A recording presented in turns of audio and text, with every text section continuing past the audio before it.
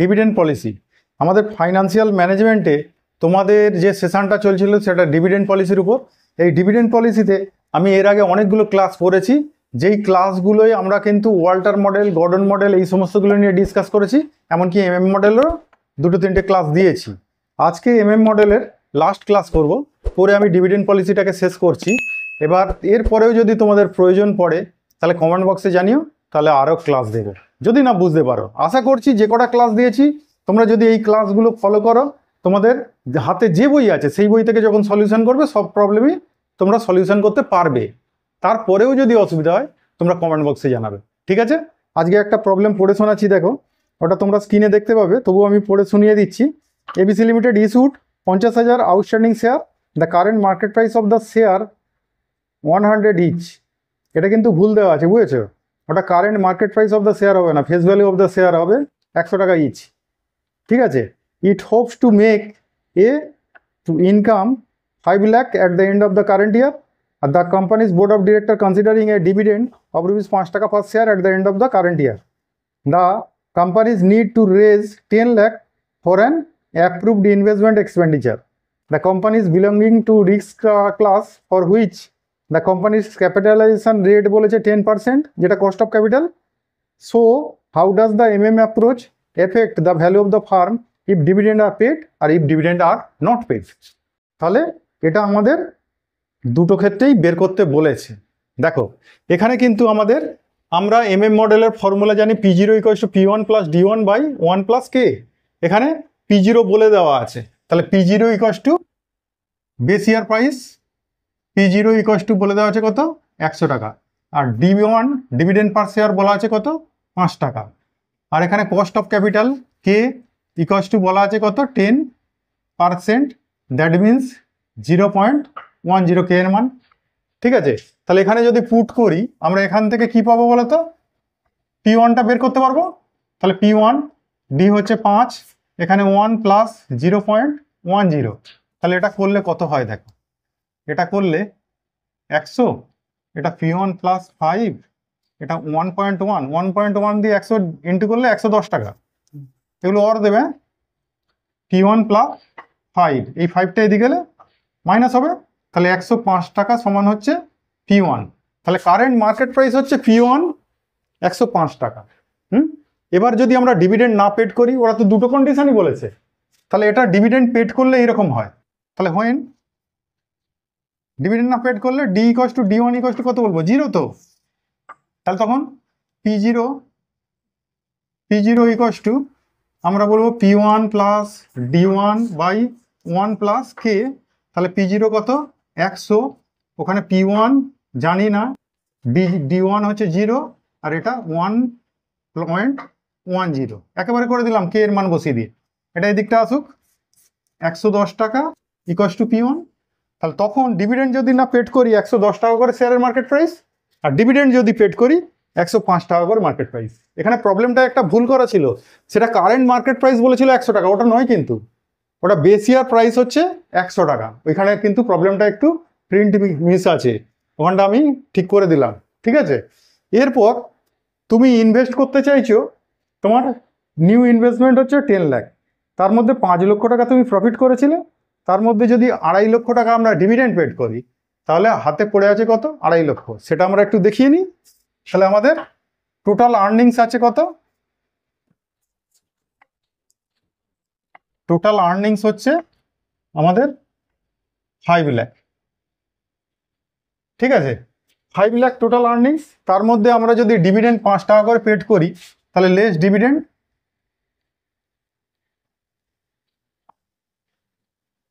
Paid কত করবে, 50,000 share 5 টাকা করে দিলে কত হবে, 2.5 লাখ। তাহলে হাতে রিটেন আর্নিং পড়ে থাকবে কত, 2.5 লাখ। এটা রিটেন আর্নিং। দেখো বুঝতে পারলে নাকি বলো?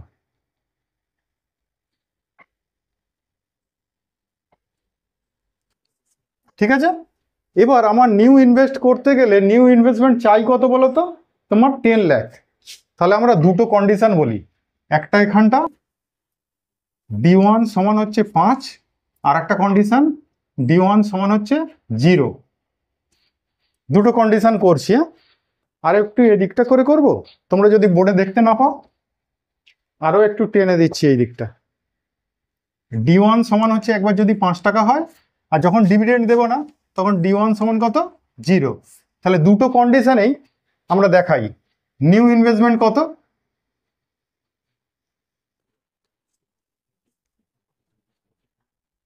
নিউ ইনভেস্টমেন্ট করতে চাইছি আমরা কত, 10 লাখ,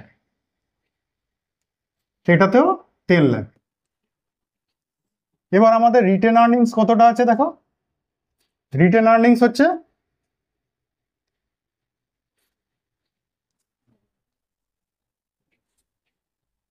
রিটেন আর্নিংস হাতে পড়ে আছে, প্রথমটার ক্ষেত্রে ডিভিডেন্ড দিয়েছি তাহলে কত পড়ে আছে, 2.5 লাখ, আর দ্বিতীয়টার ক্ষেত্রে ডিভিডেন্ড দিইনি তাহলে পুরো 5 লাখই পড়ে আছে, তাই তো?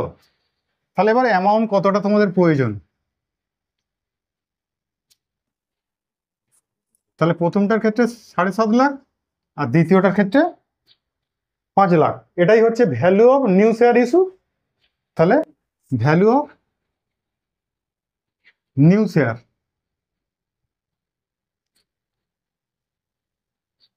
তাহলে আমাদের শেয়ারের আবার মার্কেট প্রাইসও আমরা জানি, একটা 105 আর একটা 110। তাহলে market price of share, market price of share কত, এটা 105 টাকা আর এটার ক্ষেত্রে 110 টাকা। তাহলে নাম্বার অফ শেয়ার কতগুলো ইস্যু করবে, তাহলে এটাকে 105 দিয়ে ডিভাইড করবো আর এটাকে 110 দিয়ে ডিভাইড করবো, তাহলে দেখো নাম্বার অফ শেয়ার ইস্যু বেরিয়ে যাবে।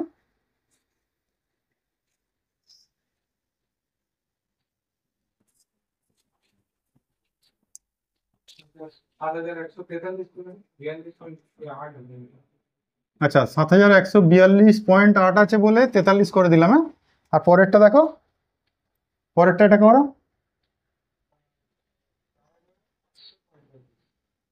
4545। ঠিক আছে, তাহলে এটা হচ্ছে নাম্বার অফ শেয়ার ইস্যু, তাহলে বেরোলো। এবার ভ্যালু অফ ফার্ম করতে বলেছে, ভ্যালু অফ ফার্ম কিভাবে বেরোবে সেটা করে দেখাচ্ছি, একটু বোর্ডটা মুছে নিই। দেখো এখানেও দুটো কলম করব, বা ওই কলমে তোমাদের যদি পেজে পরপর করো ওই কলমেই দুটো কলম তো করাই আছে, ওখানেই করবে। দেখো আমাদের নাম্বার অফ এক্সিস্টিং শেয়ার কত ছিল, এক্সিস্টিং শেয়ার কিন্তু 50,000 ছিল, তাই না? তাহলে এখানেও 50,000, এখানেও 50,000। আর নিউ শেয়ার ইস্যু করেছে কত, ওইখানটা বের করেছি। দেখো আমরা নিউ শেয়ার ইস্যু করেছি প্রথমটার ক্ষেত্রে 7,143টা আর দ্বিতীয়টার ক্ষেত্রে 4,545টা। তাহলে total share number of share কত হয়েছে, total number of share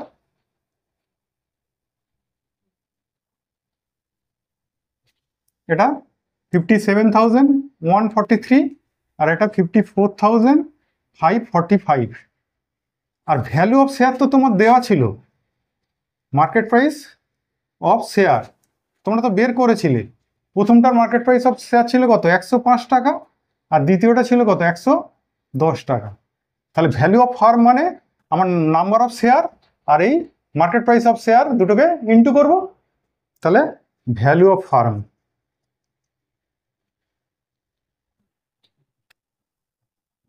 this into this করো, 57,143 ইন্টু 105 টাকা,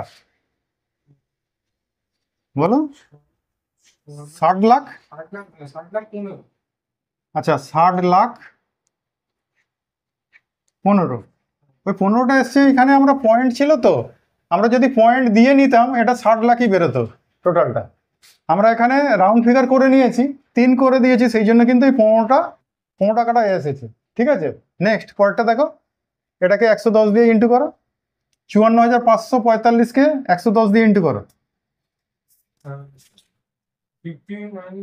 এটা যদি 1 দিই, এটা যদি 2 দিই, তাহলে এখানে করছি 1 ইন্টু 2। হ্যাঁ এটাকে বলো,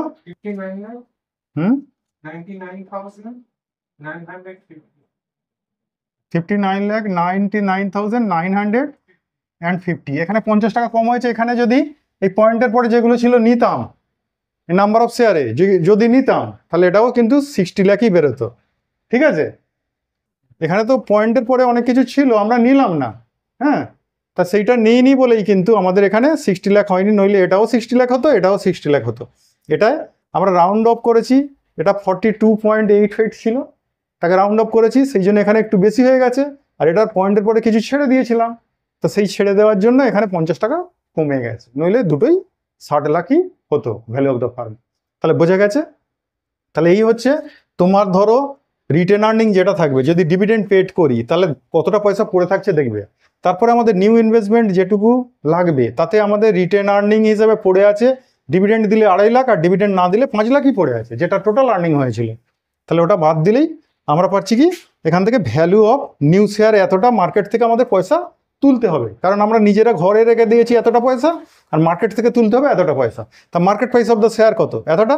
তাহলে সেখানে নাম্বার অফ শেয়ার ইস্যু, দেখো এখানেও এটাকে যদি 1 করি, এটাকে যদি 2 করি, তাহলে এই নাম্বার অফ ইস্যু কি করেছি 1/2 করেছি, ঠিক আছে।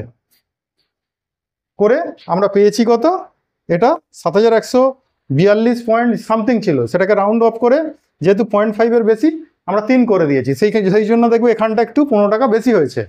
আর এটাকেও রাউন্ড অফ করতে গিয়ে এই 45 পরে 0.4 ছিল, তাইকে রাউন্ড অফ করতে গিয়ে 40 পয়সা বাদ দিয়ে দিয়েছি, মানে 0.40 টাকা বাদ দিয়েছি, সেই জন্য এখানটা দেখবে একটু 50 টাকা কমে গেছে ভ্যালুটা।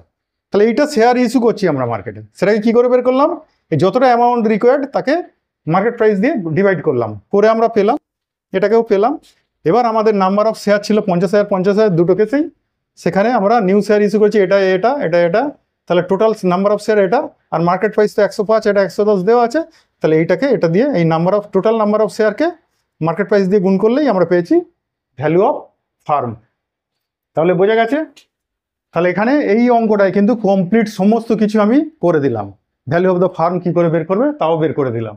তাহলে এখানে তোমাদের এই ক্লাসটা ভালো করে দেখে নেবে, তাহলে সমস্ত কিছু শিখে যাবে। আর এর পরেও যদি কোনো প্রবলেম থাকে কমেন্ট বক্সে অবশ্যই জানাবে। আজকের মতো এটুকু, টাটা।